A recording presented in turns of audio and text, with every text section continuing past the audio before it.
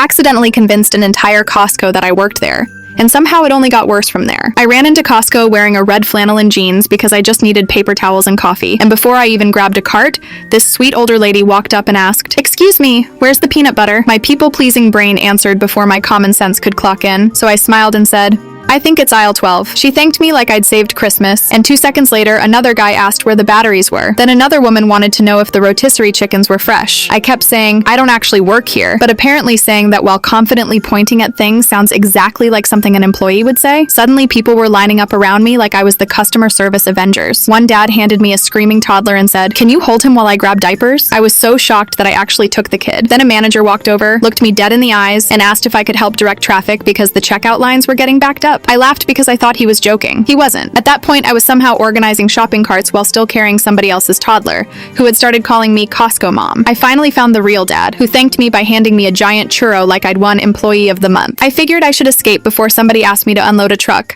so I headed for the registers, but the cashier smiled and said, "Long shift today?" The people behind me actually clapped. Then the manager walked over holding a brand new Costco hat and tried to hand it to me as a joke. I put it on for 1 second because everyone was laughing, and that's the exact moment my husband walked in. He looked at me wearing the hat, holding a churro, surrounded by cheering strangers, and without missing a beat yelled, "Honey, since you work here now, can you get our employee discount?" The entire checkout area exploded with laughter. I almost dropped my paper towels, and I still can't walk into that Costco without someone waving and asking where the peanut butter is. So tell me, was I wrong for accidentally becoming an unpaid employee? And what would you have done if you were me? Drop your funniest retail misunderstanding in the comments because I seriously need to know I'm not alone.